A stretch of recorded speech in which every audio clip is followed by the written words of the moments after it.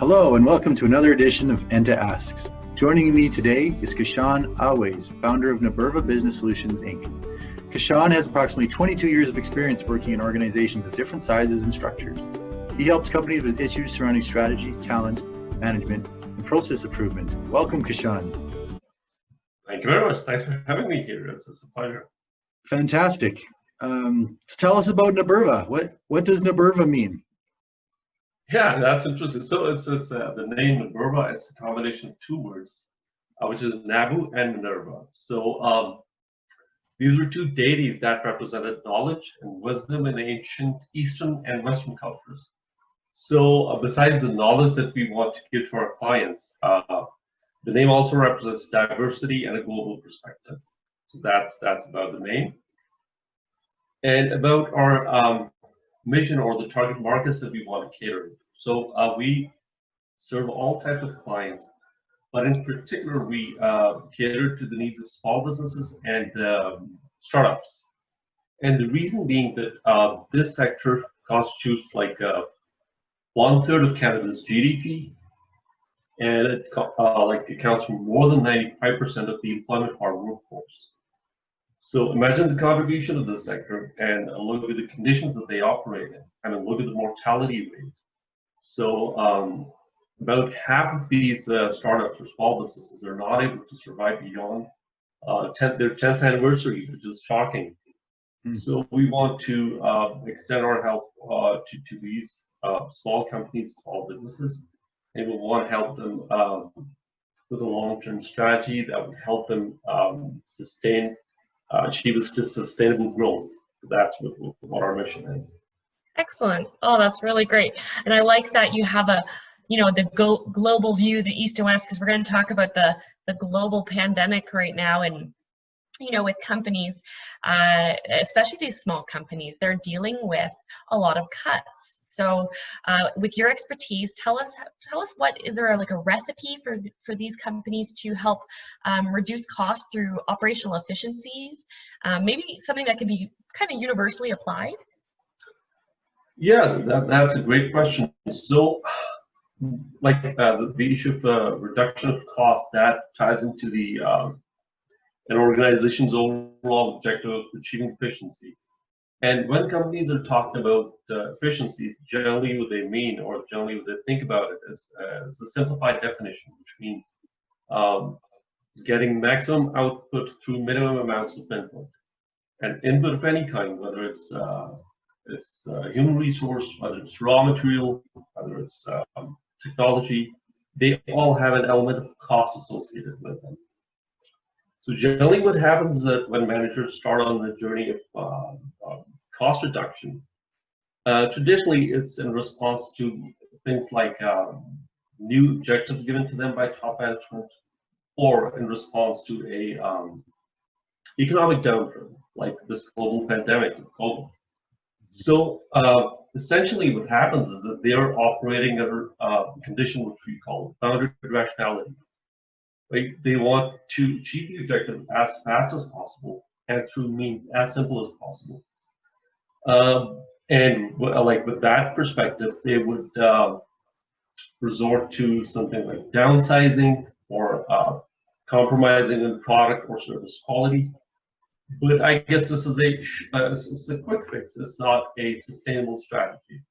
So to me, the answer to this question lies in it's around three disciplines. It covers the areas of quality management, change management, and human resources management. So when we look at it from a purely technical perspective, the quality management, or let's say Lean Six Sigma philosophy, that focuses on elimination of wastes and reducing process variability. So that's where you're cutting down on costs. But the other two areas that directly tie in or relate to that are, like speaking of HR, whenever we're talking about the notion of continuous improvement, which is like one of the lean principles, we're talking about designing new training programs. We're talking about developing our talent, which helps them become more efficient, more productive. So that's where HR has its role. And from a change management's perspective.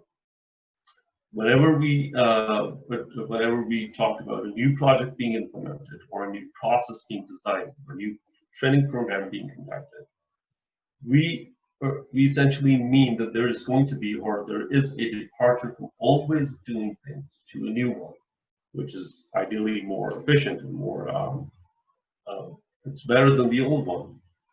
So why change otherwise, right? Oh yeah, yeah. So whenever there's a shift and ways of doing things, sometimes it brings uncertainty. It can bring it can be scary. It can break habits. So change is something, if it is not managed properly, it can result in resistance. It can be counterproductive. So I believe that change management, HR, and quality management, all these three areas have to be tied in and managed in tandem in order to fulfill, or in order to achieve the true objective of cost reduction. That's really interesting, and I like how you tied those three together with continuous improvement, because you're not going to get it 100% right on your first try. So it's an iterative, but continually improve and change, that in itself has a cost of both time and money and energy, I guess. So sometimes there's a resistance to, I guess you have to really believe and have faith that the end result will far surpass the cost you will save by not having these continuous improvement programs. Can you comment on that?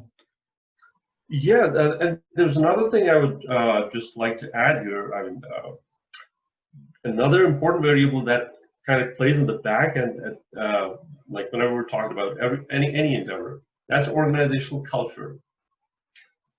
If an organization has a culture of doing things which just cater to short-term gains, or which are quick fixes or patchwork, then maybe this, like any endeavor like this, will not be successful. I really doubt that it will be successful, or even it will reach at its end or final stage. But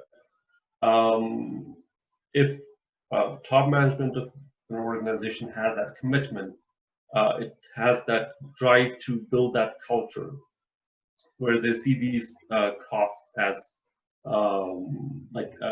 like development or implementing such a project has this cost. But the long-term objective of it is to reduce your costs, which are bleeding out through wastes or variability, or customer complaints and stuff like that. So you're actually cutting down those costs by investing in this necessary endeavor. So having top management's commitment and having a conducive culture, that's really important.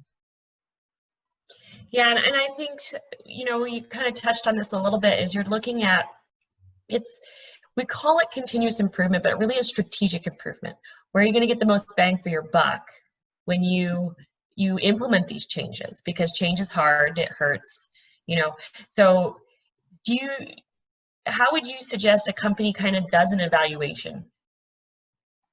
So the Lean Six Sigma, well, I would revert to that because that's one of the things that really kind of specializes in these kinds of problems, and it is really intensive in terms of it relies on a lot of intense data collection and analysis. So the quality decision that you're getting to is really fact-based, and it's not just going to be a theory that an organization would hope to fulfill. It will be a fact-based decision, which will be backed by the data, backed by the information that you've analyzed and want to use to get to a right decision. Yeah, that's really great, Kashan. Now, let's say I'm a small business owner here in Alberta. I'm getting ready to go back. My team is my family. I don't want to make any more cuts. So what could I do today, or after watching this video, to really engage those operational efficiencies? How do I start out? Yeah, great question. So being a small business owner, that puts the individual in a place of privilege as compared to a large organization, because a small business is not constrained by siloed functions. The flow of information is really easy. So since the small business owner is wearing multiple hats, he or she will have ready access to the information related to every function within their company. So they can ask their employees who are so well knit as a family that they would be really willing to contribute to help you getting to the paths of cost reduction and efficiency.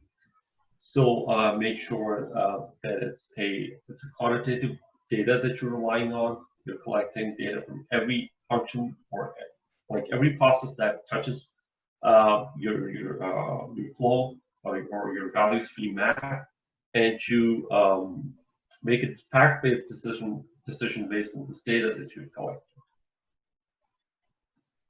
Okay. Well, that's fantastic. I really like that. I mean, your team, it's like having a group of people with all these ideas. Why not tap into that and make it a team effort? You are a family after all. Yeah, definitely. I mean, engagement is really something that is really a strong point for a small business owner, because of ready access to like lack of any barriers to communication or information flow.